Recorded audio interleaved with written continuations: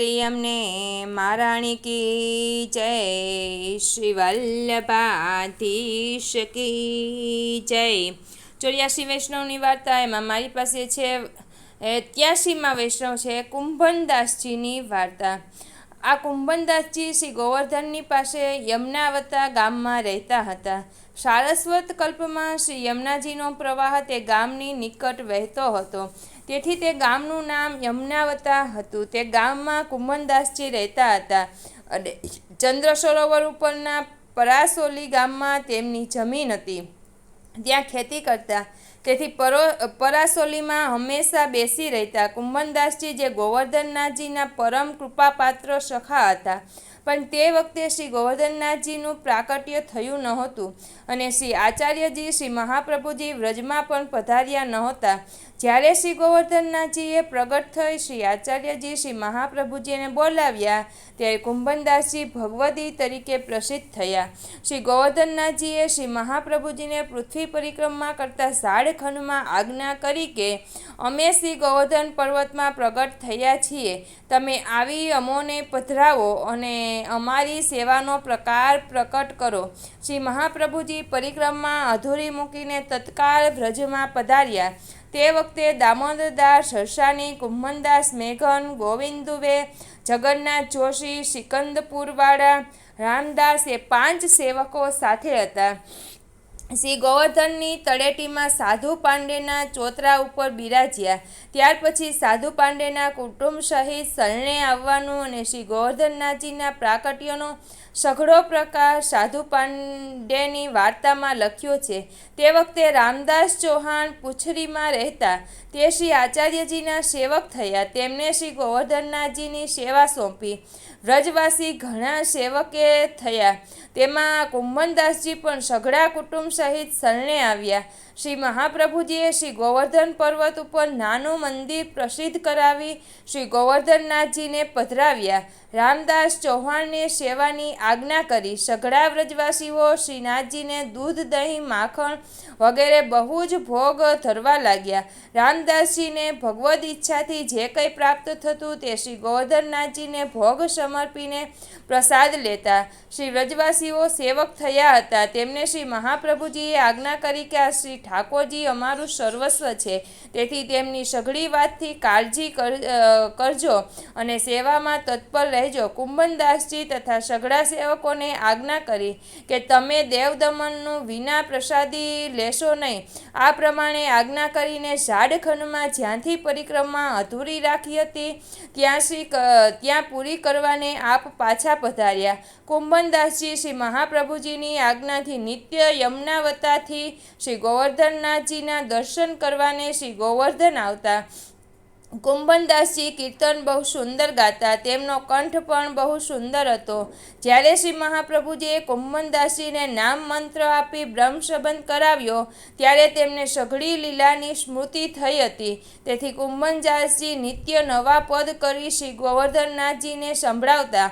પછી જ્યારે શ્રી ગોવર્ધનનાથજી પરાસોલીમાં કુંભનદાસજીની પાસે પધારે, ત્યારે ત્યાં ક્રીડા કરે, કુંભનદાસજીની સાથે ખેલે, વાર્તા કરે, એવી ઘણી કૃપા કુંભનદાસજીના ઉપર પોતે કરે। તે વખતે રામદાસ ચૌહાણ શ્રી ગોવર્ધનનાથજીની સેવા કરતા। એક સમયે મ્લેચ્છનો એક ઉપદ્રવ થયો, ત્યારે સાધુ પાંડે, માણેકચંદ પાંડે, રામદાસ ચૌહાણ, કુંભનદાસ અને સઘળા શ્રી મહાપ્રભુજીના સેવક વ્રજવાસીઓએ વિચાર કર્યો કે આ મ્લેચ્છ આવ્યો છે, તે ધર્મનો અને ભગવત સ્વરૂપનો ઘણો દેશી છે, તેથી શું કરવું?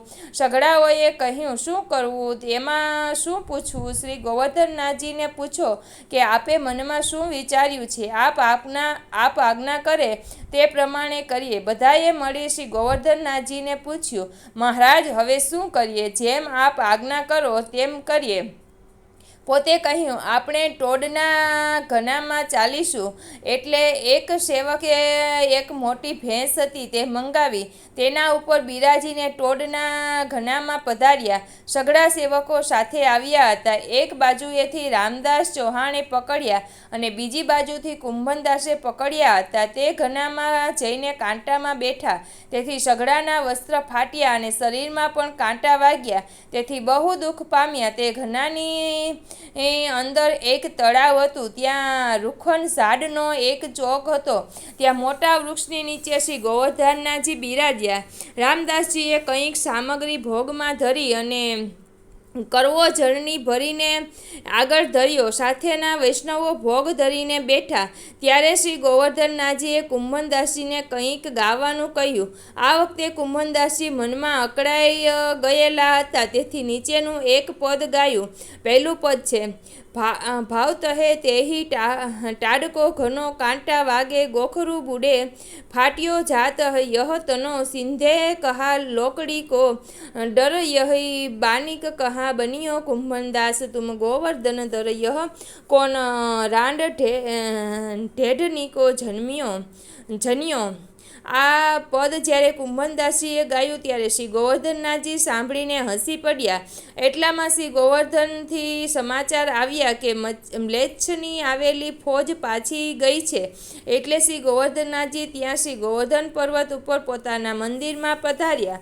પ્રસંગ બીજો છે: શ્રી ગોવર્ધનજી પર્વત ઉપર પોતાના મંદિરમાં બિરાજ્યા ત્યારે વ્રજના લોકો ને ઘણો હર્ષ થયો. એ દેવદમનને ધન્ય છે કે જેમના પ્રતાપથી આવું સંકટ દૂર થયું.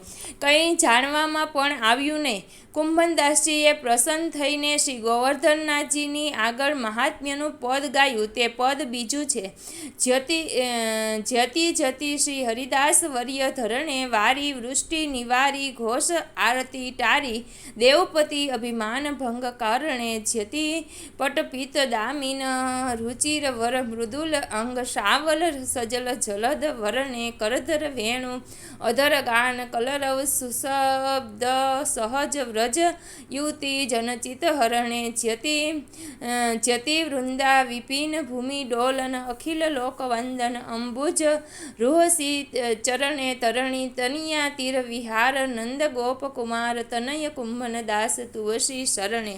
પદ ત્રીજું છે: કૃષ્ણ તરણી તનિયા તીર રાસ મંડલ રચિયો અધર કર મધુર સુર વેણુ વાજે યુતિ જન યુથ સંગ નિર્તર અનેક અંગ નિરખી અભિમાન તજી કમલા જે શ્યામ તનપતિ કૌશેય શુભ પદ નખન ચંદ્રિકા સકલ ભુવ તિમિર ભાજે લલિત અવતંસ ભુવ ધનુષ લોચન ચપલ ચિત વની માનો મદન બાન સાજે મુખર મંજીર કટી કિંકની કુણિત રવ વચન ગંભીર જન મેઘ ગાજે દાસ કુંભન નાથ હરિદાસ વર્ય ધરણ નખ શીખ સ્વરૂપ અદ્ભુત વિરાજે. એવા બહુ પદ ગાયા પછી નિત્ય નવા નવા પદ કરીને કુંભનદાસજી શ્રીનાથજીને સંભળાવે. એવા તેમણે અનેક પદ કર્યા. તે જગતમાં પણ પ્રસિદ્ધ થયા. ઘણા લોકો તેમના પદ ગાવા લાગ્યા. એક કલામતીએ કોઈની પાસેથી કુંભનદાસજીનું બનાવેલું પદ સાંભળ્યું. તેને પ્રિય લાગવાથી તે પદ કંઠ કર્યું. ફતેહપુર સિકરીમાં દેશાધિપતિનો મુકામ હતો. ત્યાં જઈને દેશાધિપતિની આગળ કુંભનદાસજીનું બનાવેલું પદ ગાયું. આ પદ સાંભળીને હાકેમનું ચિત્ત તે પદમાં જ સ્થિર થઈ ગયું.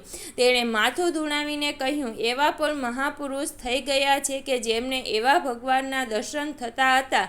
કલામતે વિનંતી કરી કે મહારાજાધિરાજ હજુ તો તે હયાત જ છે. આ સાંભળીને દેશાધિપતિ ઘણે પ્રસન્ન થયો અને કલામતને પૂછ્યું તે ક્યાં છે.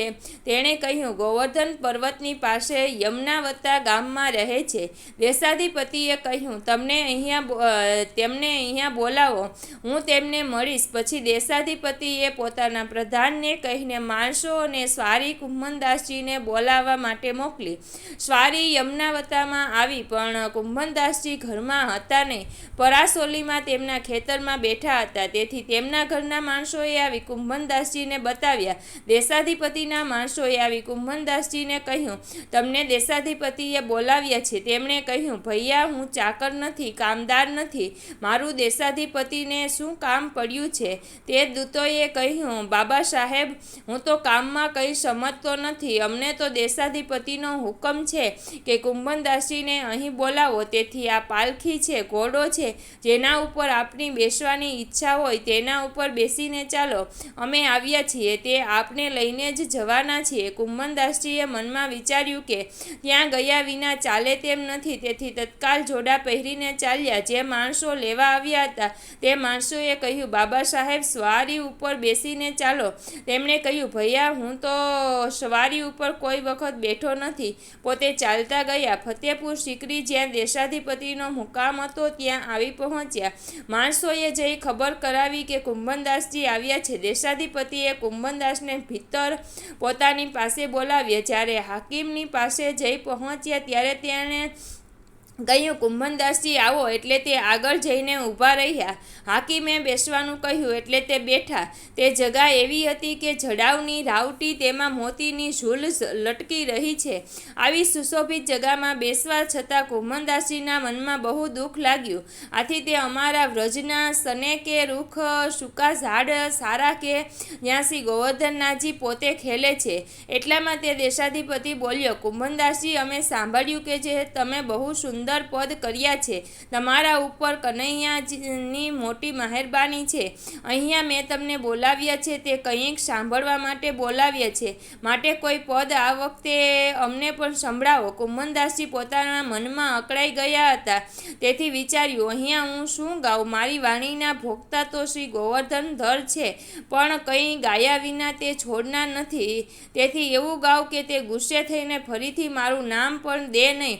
તેથી કંઈક કઠોર વચન કહું, તેનાથી એને ખોટું લાગશે તો એ મને શું કરશે? તે વખતે કુંભનદાસજીના મનમાં એ આવ્યું કે જાકો મનમોહન સંગ કરો, એકો કેસે એ ખીસે નહીં સિરતે, જો જગ વૈર પરે. એ વિચારીને એક નવું પદ કરીને તેનું આગળ ગાયું. ચોથું પદ છે, ભક્તન કો કહા સિકરી કામ, આવત જાવત પનહિયા તૂટી, વિસર ગયો હરિ નામ, જાકો મુખ દેખે દુઃખ લાગત, તાકો કરનો પરિયો પ્રણામ, કુંભનદાસ લાલ ગિરિધર વિનું યહ સબ જૂઠો ધામ. આ પદ સાંભળીને દેશાધિપતિને ગુસ્સો ચઢ્યો. ફરી મનમાં વિચાર્યું, એમને કોઈ વાતની લાલચ હોય તો એ મારી ખુશામત કરે. એમને તો પરમેશ્વર સાથે સાચો સ્નેહ છે. પછી તે દેશાધિપતિએ કુંભનદાસને વિદાય કર્યા. એટલે કુંભનદાસજી ત્યાંથી ચાલ્યા. માર્ગમાં આવતા મનમાં અતિ કલેશ થયે કે ક્યારે પ્રભુનું શ્રીમુખ દેખું. એવો વિચાર કરતા કુંભનદાસજી આવતા હતા. તે વખતે ગાયું તે પદ પાંચમું છે. કબહો દેખી હો ઇન નેનનું, સુંદર શ્યામ મનોહર મૂર્તિ, અંગ અંગ સુખ દેનનું, વૃંદાવન વિહાર દિન દિન પ્રતિ, ગોપ વૃંદ સંગ લેનનું, હસી હસી હરખી પતાય વની પીવની, બાંટી બાંટી પય ફેનનું, કુંભનદાસ કીતે દિન બીતે, કિયે રેની સુખ સેનનું, અબગીરધર બિન નિશ અરુ વાસર, મનન રહત ક્યાં હું ચેનનું. આ પદ કુંભનદાસજી માર્ગમાં ગાતા ગાતા આવ્યા. આવી શ્રી ગોવર્ધનનાથજીના દર્શન કર્યા. 2 દિવસ દર્શન થયા હતા. એટલામાં કુંભનદાસજીને 2 યુગ વીતી ગયા એમ લાગ્યું. પછી પણ શ્રીજીના શ્રીમુખ નિરખતા જ સઘળું દુઃખ વિસરી ગયા એમ જણાયું. તે વખતે ગાયેલું પદ છઠ્ઠું છે.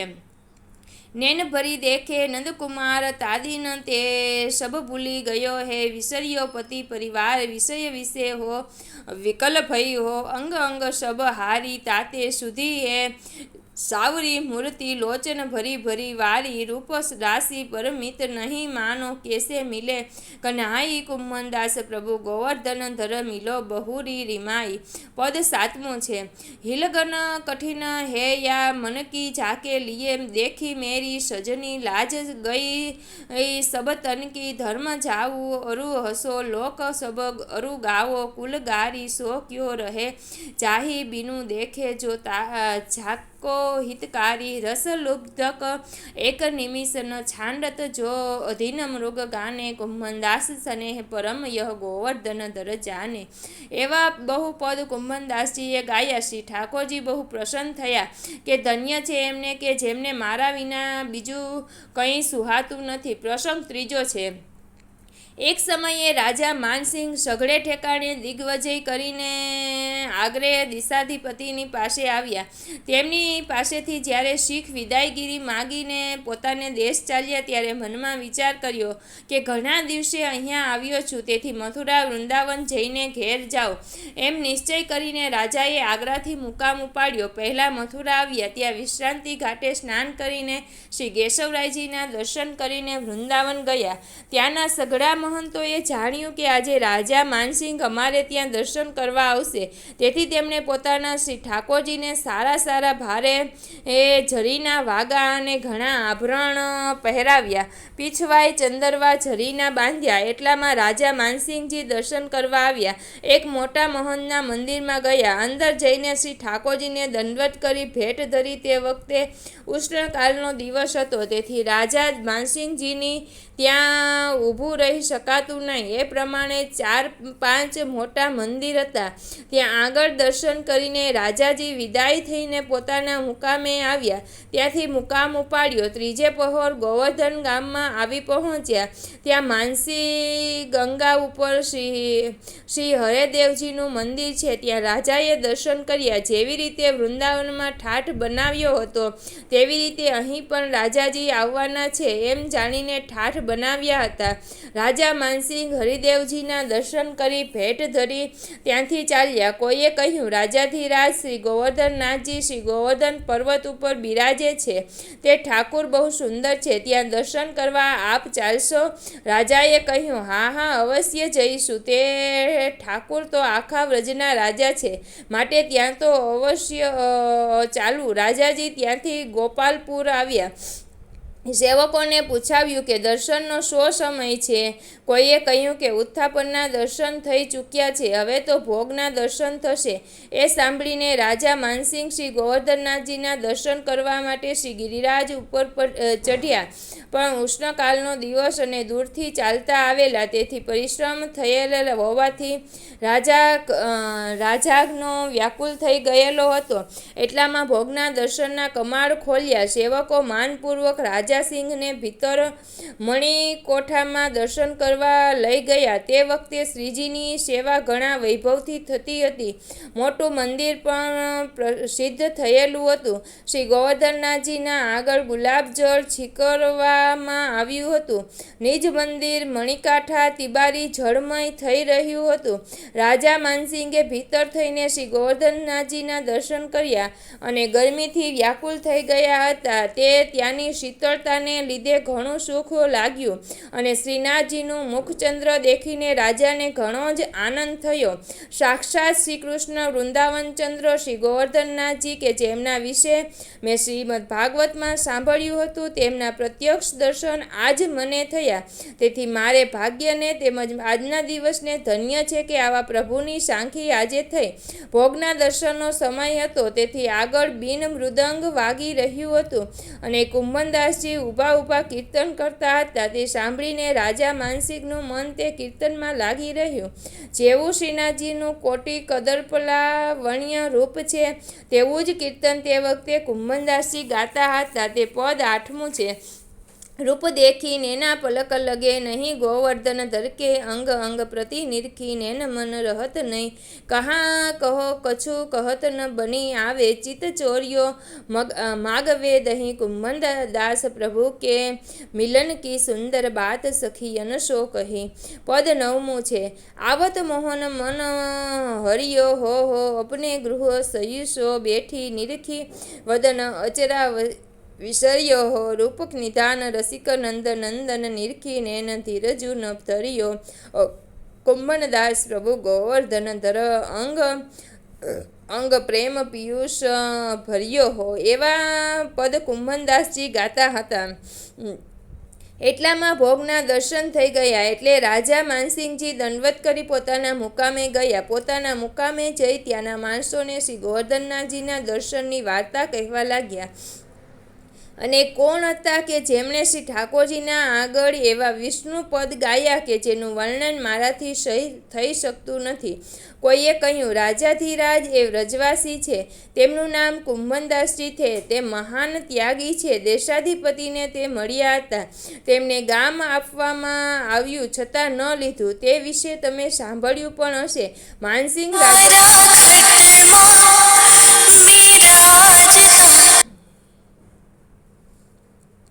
માનસિંહ રાજાએ કહ્યું, હું તમને મળું તો સારું. ત્યાર પછી રાજા માનસિંહજી બીજે દિવસે સવારમાં ઉઠી સ્નાન કરી શ્રી ગિરિરાજની પરિક્રમા કરવા નીકળ્યા. પરાસોલીમાં આવ્યા ત્યાં કુંભનદાસજી નાહીને બેઠા હતા. એટલામાં શ્રીનાથજી પધાર્યા અને શ્રીમુખથી કહેવા લાગ્યા કે કુંભના હો તીસો એક વાત કહો તો હો. એટલામાં રાજા માનસિંહ આવ્યા, કુંભનદાસજીને પ્રણામ કરીને બેઠા. શ્રીનાથજી ત્યાંથી દૂર થઈને ઊભા રહ્યા. આપને એકલા કુંભનદાસજી અને કુંભનદાસજીના ભત્રીજા જુએ છે. તેથી કુંભનદાસજીની દ્રષ્ટિ તો શ્રીનાથજીની તરફ ગઈ. જ્યાં શ્રીનાથજી ઊભા હતા ત્યાં જ જોયા કરે. તેમના ભત્રીજી બોલ્યા, બાબા, રાજા બેઠા છે, તેમના તરફ જુઓ, તેમનું સન્માન કરો. કુંભનદાસજીએ કહ્યું, હું શું કરું? બેઠા છે તો ભલે બેસે, પણ શ્રીનાથજી મારી સાથે વાત કરતા હતા, તે જતા રહ્યા. હવે તે કહેશે કે નહીં કરે તેની ખબર પડતી નથી. શ્રીનાથજીએ દૂરથી કહ્યું, હા, મેં વો વાત કહુંગો. ત્યારે કુંભનદાસજી પ્રસન્ન થયા અને રાજા તરફ જોઈને તેમનું સન્માન કર્યું. કુંભનદાસજીએ પોતાની ભત્રીજીને કહ્યું, બહેન, આરસી તો લાવ, હું તિલક કરું. ભત્રીજીએ કહ્યું, બાબા, આરસી તો પડીઓ પી ગયો. રાજાએ છોકરીને પૂછ્યું, અરે છોકરી, પડીઓ શું પી ગયો? છોકરી પડીઓ લઈને આવી. લેવા ગઈ, તેમાં પાણી આવી કુંભનદાસજીના આગળ ધર્યું. તેમાં જોઈ તિલક કરવા લાગ્યા. રાજા માનસિંગે પોતાની સોનાની આરસી હતી તે પોતાના આગળ ધરીને કહ્યું, બાબા સાહેબ, આનાથી તિલક કરજો. કુંભનદાસજી બોલ્યા, અરે ભૈયા, આને હું ક્યાં મૂકું? અમારું છાણનું ઘર છે, એને લીધે કોઈ અમારો જીવ લઈ લે, મારી નાખે, તેથી અમારે એ જોઈએ નહીં. ત્યારે રાજાએ એક થેલી મહોરની તેમના આગળ મૂકી. તેમણે કહ્યું, ભૈયા, એ તો અમારા કામની નથી. અમારે ખેતી છે, તેમાં ધાન્ય પાકે છે, તેનાથી અમારો નિર્વાહ ચાલે છે. એ સિવાય અમારે બીજું કાંઈ જોઈતું નથી. રાજાએ કહ્યું, આપ જે ગામમાં રહો છો તે ગામ લખી આપું, તેનું હાંસલ અમને કંઈ પણ આપશો નહીં, અને તેમાંથી જે ઉત્પન્ન થાય તે તમારે રાખવું. કુંભનદાસજીએ કહ્યું, ભૈયા, હું બ્રાહ્મણ નથી કે તમારી પાસેથી દક્ષિણા લઉં. તમારે આપવું હોય તો કોઈ બ્રાહ્મણને આપો. રાજાએ ફરીથી કહ્યું, આપ મને કંઈક તો આજ્ઞા કરો. તેમણે કહ્યું, અમારું કહેવું કરશો? રાજાએ કહ્યું, આપ જે આજ્ઞા કરશો તે હું કરીશ. કુંભનદાસજીએ કહ્યું, ફરીથી આપ કૃપા કરીને અમારે ત્યાં પધારશો નહીં. માનસિંહ રાજાએ કહ્યું, ધન્ય છે, સઘળી પૃથ્વીમાં ફર્યો, તેમાં માયાના ભક્ત તો બહુ દીઠા, પણ શ્રી ઠાકોરજીના ભક્ત તો એક આપને જ દીઠા. એમ કહી રાજા કુંભનદાસજીને દંડવત કરી ઉઠી ચાલ્યા. ત્યાર પછી શ્રીનાથજી આવી કુંભનદાસજીને જે વાત કહેવાની હતી તે કહી. કુંભનદાસજી ગિરિરાજ ઉપર આવીને શ્રીનાથજીની સેવામાં તત્પર થયા. પ્રસંગ ચોથો છે. આ એક સમયે વૃંદાવનના મહંત હરિવંશ પ્રભુતિ કુંભનદાસજીને મળવા માટે આવ્યા. તે મહાપુરુષ છે, તે શ્રી ઠાકોરજી સાક્ષાત તેમની સાથે વાતો કરે છે અને તેમના બનાવેલા કાવ્ય જે સાંભળ્યા છે તે શ્રી ઠાકોરજીના સાક્ષાત્કાર વિના એવા સુંદર ન હોઈ શકે. એમ જાણીને તે સઘળા કુંભનદાસજીને મળવા આવ્યા. તેઓ ઘણા પ્રસન્ન થયા અને કહ્યું, કુંભનદાસજી, આપે શ્રી ઠાકોરજીના અનેક પદ બનાવ્યા છે તે તો સાંભળ્યા છે, પણ આપનું બનાવેલું શ્રી સ્વામિનીજીનું એકે સાંભળ્યું નથી, તેથી આપ કોઈ પદ સંભળાવો. કુંભનદાસજીએ કહ્યું, હા હા, સાંભળો. એમ કહી શ્રી સ્વામિનીજીનું પદ ગાયું. પદ 10. કુંવરી રાધિકે તુમ સકલ સૌભાગ્ય શિવ યા વદન પર કોટી શીત ચંદ્રવારો ખિંજન કુરંગ સત કોટી નેનન ઉપર વારણે કરન જીમે વિચારો કદલી સત કોટી જંગન ઉપર સિંહ સત કોટી કટી પર ન્યોછાવર ઉતારો મત ગજ કોટ શીત ચાલ પર કુંભ શતકોટી ઇન કુચન પર વારી કે ડારો કિર શતકોટી નાસા ઉપર કુંદ શતકોટી દશનની ઉપર કહી ન પારો પકવ કુંદર બંદૂક શતકોટી અધરની ઉપર વારી રુચિર ગર્વટારો નાગ શતકોટી વેણુ ઉપર કપોત શતકોટી ગ્રીવા પર વારી દુરી સારો કમલ શતકોટી કલયુગલ પર વારણે નાહીન કૌ લોક ઉપમાજુ ધારો દાસ કુંભન સામીની સુનખ શિખ અંગ અદ્ભુત સુકાન કહાલગ સમારો લાલગીરી વરધરન કહત મોહેતા હિલો સુખ ઝોલો યહ રૂપ છીનું છીનું નિહાળો. આ પદ જ્યારે કુંભનદાસીએ ગાયું ત્યારે તે સંત મહંત ઘણા પ્રસન્ન થયા અને કહ્યું, અમે પણ શ્રી સ્વામિનીજીના અનેક પદ કર્યા છે, પણ જ્યાં ઉપમા આપી છે ત્યાં એકની આપી છે, પણ આપે તો કોટિશતની ઉપમા આપી વારી નાખી છે. તેથી આપ તો મહાપુરુષ છો, આપની સરાહના અમે ક્યાં સુધી કરીએ. પછી તે મહંત હરિવંશ વિગેરે કુંભનદાસજીથી વિદાય થઈને પોતાના મુકામ વૃંદાવન આવ્યા. પ્રસંગ 5મો છે. એક સમયે શ્રી ગુસાઈજી શ્રી ગોકુલમાં પોતાના ઘેરથી શ્રી નવનીત પ્રિયાજીની આજ્ઞા લઈને દેશાટનાર્થે શ્રી દ્વારિકા પધારવા નીકળ્યા. પ્રથમ શ્રીનાથજી દ્વારા પધાર્યા. આપે શ્રીનાથજીની સેવા શૃંગાર વિગેરે સઘળી સેવા કરી. પછી ભોજન કરી ગાદી ઉપર બિરાજ્યા. સઘળા સેવકો પોતાના દર્શન કરવા આવ્યા. વાર્તા ચાલતી હતી. તેમાં કુંભનદાસજીની વાર્તા ચાલી. કોઈ વૈષ્ણવે શ્રી ગુસાઈજીને કહ્યું, બરાબર કુંભનદાસને દ્રવ્યનો સંકોચ બહુ છે. એમના ઘરમાં પરિવાર બહુ છે. 7 તો દીકરા છે, એક તેમની વહુ છે, અને ઉપજ તો માત્ર ખેતીની છે. તેમાંથી જે ધાન્ય આવે છે તેમાંથી નિર્વાહ કરે છે. એ વાત સાંભળીને ગુસાઈજીએ તે વખતે તે વાત મનમાં રાખી. ત્યાર પછી જ્યારે કુંભનદાસજી તેમની પાસે આવ્યા ત્યારે ગુસાઈજીએ શ્રી મુખથી કહ્યું, કુંભનદાસ, અમે દ્વારકા શ્રી રણછોડજીના દર્શન કરવા જઈએ છીએ અને વિદેશ પણ થશે, કારણ કે વૈષ્ણવોએ બહુ જ આગ્રહ કરીને પત્ર લખ્યો છે. તેથી તમે જો સાથે ચાલો તો વિદેશમાં અમને ભગવદ્ વિરહનો કલેશ બાધા નહીં કરે. ભગવદ્ વિરહ કાલ પણ બહુ સારી રીતે વ્યતીત થશે. મેં સાંભળ્યું છે કે તમારે દ્રવ્યનો સંકોચ બહુ છે. તે પણ તમારું કાર્ય સિદ્ધ થશે અને તમારી સેવા પણ સિદ્ધ થશે. તેથી સર્વથા તમારે ચાલવું જોઈએ. કુંભનદાસજીએ હાથ જોડીને કહ્યું, કૃપાનાથ, જેવી આપની આજ્ઞા. એટલામાં શ્રીનાથજીનો ઉત્થાપનનો સમય થયો. શ્રી ગુસાઈજી સ્નાન કરી મંદિરમાં પધાર્યા. ત્યાંથી સઘળી સેવા પહોંચીને શ્રીનાથજીને પોઢાવીને શ્રી ગુસાઈજી નીચે પધાર્યા અને કુંભનદાસજીને કહ્યું કે ઘેરથી પહોંચીને કાલે વહેલા આવજો. અમે કાલે રાજભોગ આરતી કરીને શ્રીનાથજી પાસે શીખ માંગીને અપ્સરા કુંડ ઉપર જઈને રહીશું. કુંભનદાસજી શ્રી ગુસાઈજીને દંડવત કરી પોતાને ઘેર યમુનાવતામાં આવ્યા. પોતાના સઘળા કુટુંબને ઘેર તથા ખેતીનું કામકાજ સાંભળવાનું કહીને સવારે વહેલા પહોંચીને શ્રી ગિરિરાજ ઉપર આવી શ્રી ગોવર્ધનનાથજીના દર્શન કર્યા અને કીર્તન કર્યા. શ્રી ગુસાઈજીએ શ્રીનાથજીની સેવા શૃંગાર કરી રાજભોગની આરતી કરીને શ્રી ગોવર્ધનનાથજીની પાસેથી શીખ માંગીને પર્વત ઉપરથી નીચે પધાર્યા. ત્યાર પછી પોતે ભોજન કર્યું. પછી સઘળા સેવકોએ મહાપ્રસાદ લીધો. તે વખતે નીકળવાનો મુહૂર્ત હોવાથી આપ તત્કાલ અપ્સરાકુંડ પધાર્યા. પોતાના માટે મુકામ આગળથી ગયેલો હતો, તેમાં આપ પધારીને પોઢ્યા. એટલામાં સઘળા સેવકો સામાન લઈને ત્યાં આવ્યા.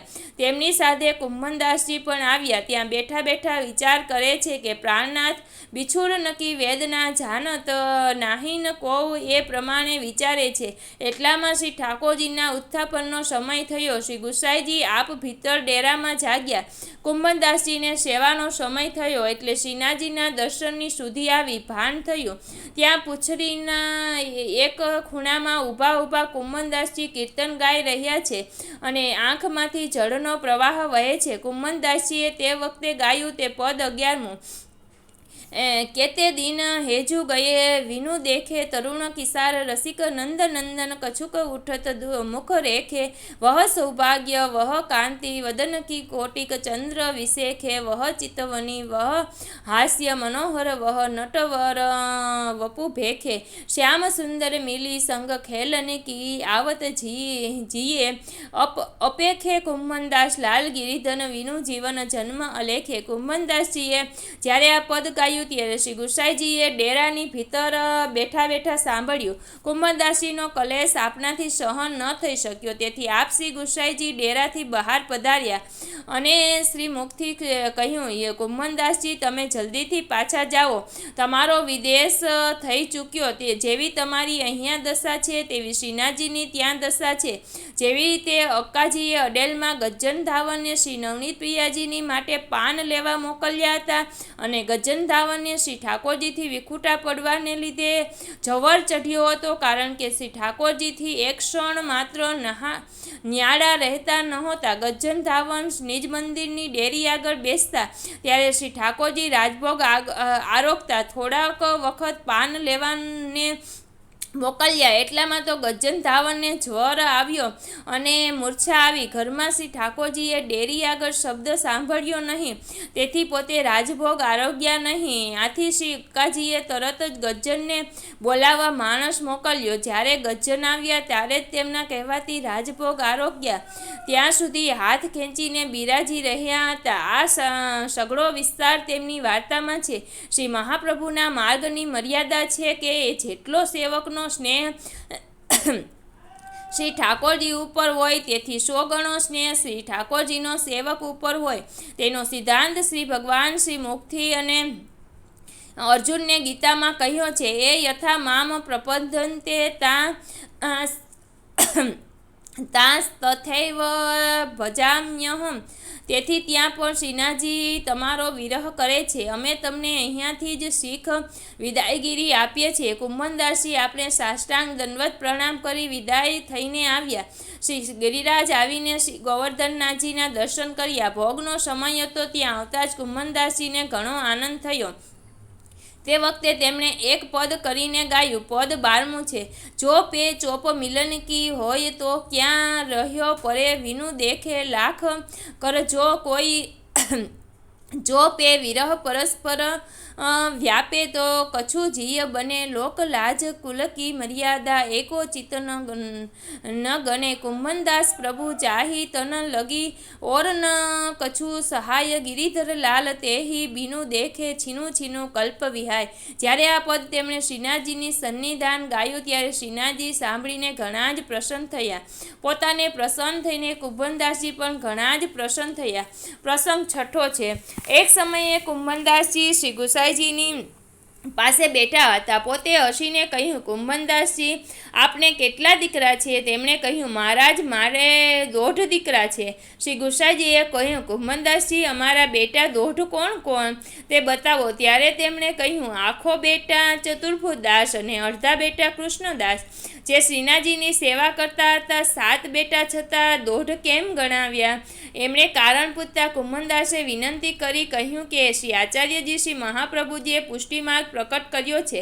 તેનો એ સિદ્ધાંત છે કે સેવા રીતિ પ્રીતિ વજજનન કી જનહિત જગ પ્રગટાઈ. શ્રી ઠાકોરજીની સાનિધ્યમાં સદા સેવા કરવી અને જ્યારે વનમાં પધારે ત્યારે ગુણગાન કરવું. આ 2 વસ્તુ જેનામાં હોય તે આખો કહેવાય. કેવળ ગુણગાન હોય અને સેવા ન હોય તો તે અડધો કહેવાય. અને કેવી સેવા કરે અને ગુણગાન ન કરે તો પણ અડધો જાણવો.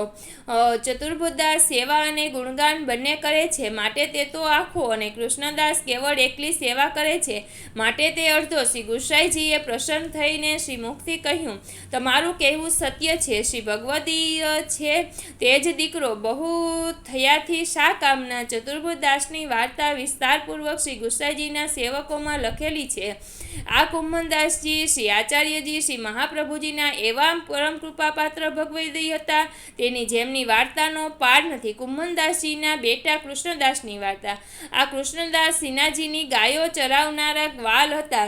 શ્રી ગુસાઈજીએ તેમને ગાયોની સેવા સોંપી હતી. તે મુજબ કૃષ્ણદાસ શ્રીનાથજીની ગાયોની સેવા કરતા.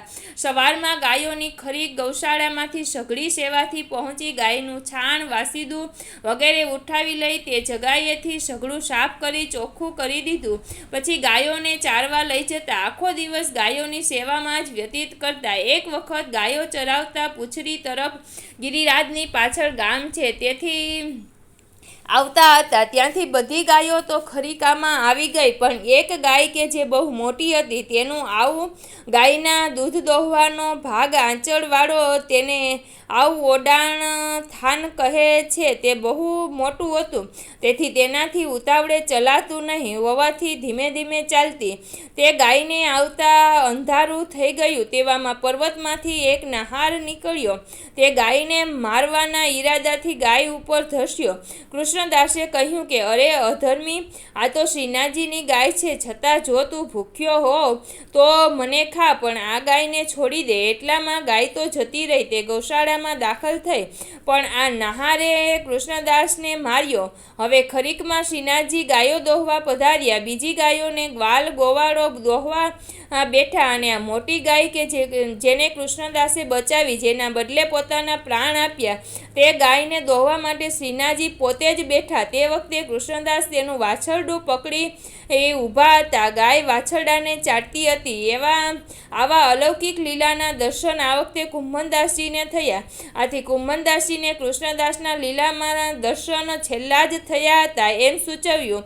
પછી શ્રીનાથજી ગાયો દોહીને શ્રી ગિરિરાજ ઉપર મંદિરમાં પધાર્યા. શ્રી ગુસાઈજીએ ભોગ ધર્યો, અને કુંભનદાસજી ગાયોના ખરીકમાંથી દંડોતી શિલા આગળ આવ્યા. એટલામાં તો ખબર આવી કે કૃષ્ણદાસને તો નહારે મારી નાખ્યા છે. આવું સાંભળતા માત્રમાં કુંભનદાસજી મૂર્છા ખાઈને પડ્યા. દેહાનું સંધાન પણ રહ્યું નહીં. કેટલાક વૈષ્ણવો તેમને બોલાવે, પણ તે બોલે નહીં.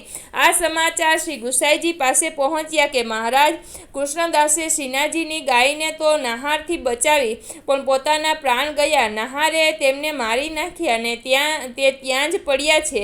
ત્યારે શ્રી ગુસાઈજીએ આજ્ઞા કરી કે ગાય કોઈ વખત છોડીને આવે નહીં, કારણ કે અંત સમયે જે માણસ ગાયનો સંકલ્પ કરે છે, દાન આપે છે, તેને ગાય ઉત્તમ લોક વૈકુંઠ ધામ અર્થાત પ્રભુની પ્રાપ્તિ કરાવે છે. તો આ કૃષ્ણદાસે શ્રીનાથજીની ગાય બચાવી છે, તો તેમને ગાય સી રીતે છોડીને આવે? કદાપી ગાય છોડે જ નહીં. પછી શ્રી ગુસાઈજીએ કહ્યું કે કુંભનદાસજી ક્યાં છે? કોઈ વૈષ્ણવે કહ્યું કે મહારાજ, કુંભનદાસજી આવતા હતા, એવામાં તેમને કૃષ્ણદાસને નાહરે મારી નાખ્યા છે એવી ખબર કોઈએ નહીં. તેથી પુત્રના શોકમાં તે મૂર્છા ખાઈને પડ્યા છે. બોલાવે છે પણ બોલતા જ નથી. મહાન કલેશમાં પડ્યા છે. દેહાનું સંધાન પણ નથી રહ્યું. ત્યારે શ્રી ગુસાઈજીએ કહ્યું, હવે ફરીથી તપાસ કરો કે કેમ છે. તેથી ફરીથી તેમની પાસે આવી બોલાવા લાગ્યા, પણ તે બોલે જ નહીં. તેથી શ્રી ગુસાઈજી પાસે જઈ કહ્યું, મહારાજ, તે તો કંઈ બોલતા જ નથી. શ્રી ગુસાઈજી શેનભોગના દર્શન કરી શ્રીનાથજીને પોઢાડી આપ નીચે પધાર્યા. જુએ છે તો રસ્તામાં કુંભનદાસજી પડ્યા છે. લોકો ચારે બાજુ ઊભા છે. તેઓ આપસમાં કહે છે કે કુંભનદાસ સરખા ભગવદીને પણ પુત્રનો શોક કેટલો થાય છે.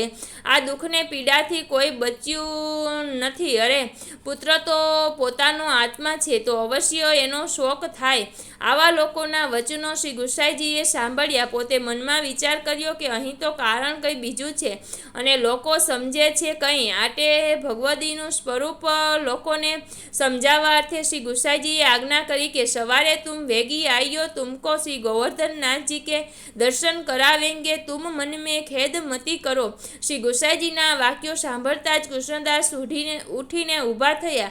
પ્રસન્ન થઈ ગુસાઈજીને દંડવત કરીને જે કાર્ય કરવાનું હતું તે કર્યું. પછી સવાર થતાં જ કુંભનદાસજી શ્રીનાથજીના દર્શન કરવા આવ્યા. શ્રીનાથજીને શૃંગાર કર્યા પછી શ્રી ગુસાઈજીએ દર્શન કરવા માટે કુંભનદાસજીને બોલાવ્યા કે પ્રથમ તમને દર્શન કરાવો, પછી બીજા વૈષ્ણવોને દર્શન કરાવજો. કુંભન કુંભનદાસજી સૂતક હતું ત્યાં સુધી દિવસમાં એક વખત દર્શન કરી પારોશલી ચંદ સરોવર આગળમાં જઈ બેસતા અને ત્યાં બેઠા બેઠા વિરહના પદ ગાયા કરતા હતા. તેમાંનું પદ પહેલું છે: તુમારે મિલન વિનું દુખિત ગોપાલ અતિ આતુર કુલવધુ વ્રજ સુંદરી પ્યારો વિરહી બિહાલ શીતલ ચંદ તપત ભયો દાહત કિરનાને કમલ પત્ર જમુ વરલ વ્યાલ ચંદન કુસુમ સુહાયન ધનસાર લગત ગાઢી તન ગાલ કુંજન દાસ પ્રભુ નવ ધન તુમ વિન કન કલતા માનો સુકી ગ્રીષ્મ કાલ અધરામૃત બંસી સિંચી લેવું તુમ ગિરી ગોવર્ધન લાલ. પદ બીજું છે: અબ દિન રાત્રિ પહાર સે ભયે તબતે નિઘટત નાહિન જબતે હરિ મધુપુર ગયે યહ જાનિયત વિધાતા જુગ સમ કરીને જામ નયે જાગ વિહાત ન કેહુ એસે ભીતિ ઠયે વ્રજવાસી અતિ પરમ દિન ભયે વ્યાકુલ સોચ લયે જનુ વિનું પ્રાણ દુખિત જલ રૂહ ગણ દારુણ હેમ હયે કુંભનદાસ વિછુરત નંદ નંદન બહુત સંતાપ દયે અબ ગિરિધર બિન રહત નિરંતર લોચન નિરછયે. પદ ત્રીજું છે: ઓરન કો સમીપ વિછુરન કો આયો મેરી હી હિસા અબ સબ કો સોવે સુખ અપને આલી મોકો ચાહત જાય ચંદુ દિશા ના જાનો યહ વિધાતા કી ગતિ મેરે આંક लिखे ऐसो कौन ऋषा. कुंभनदास प्रभु गिरिधर कहत निश दिन रही रटत ज्यो ચાતક ધન ત્રિષા. આવા અનેક પદ ગાઈને સૂતકના દિવસો કુંભનદાસજીએ વ્યતીત કર્યા. પછી શુદ્ધ થયા પછી ભગવત સેવામાં આવ્યા. કૃષ્ણદાસ એવા પરમ ભક્તા પાત્ર ભગવદી હતા. સાર છે: કૃષ્ણદાસની વાર્તા ઉપરથી ઘણું સમજવાનું છે કે કૃષ્ણદાસે ફક્ત શ્રીનાથજીની ગાયો માટે જ પોતાનો પ્રાણ અર્પણ કર્યો. વૈષ્ણવો કેટલાક જીવો તો પોતે હયાતીમાં જ ઉપકાર કરે છે, પણ કૃષ્ણદાસે તો મરતા પણ વૈષ્ણવો ઉપર અનુગ્રહ કર્યો કે જેમના પ્રતાપથી સૂતકી વૈષ્ણવો અને હાલ પણ દર્શન થાય છે. કૃષ્ણદાસે ગાયો માટે પ્રાણ ત્યાગ કર્યો ન હોત, કુંભનદાસજીને આટલો દર્શનનો વિરહ ન થયો હોત તો હાલના સૂતકી વૈષ્ણવોને દર્શનનો મોટામાં મોટો લાભ મળતા જ નહીં. મહત પુરુષો પોતાને માટે જે કરે છે તેમાં બીજાઓને પણ ઉપકાર કરતા જાય છે.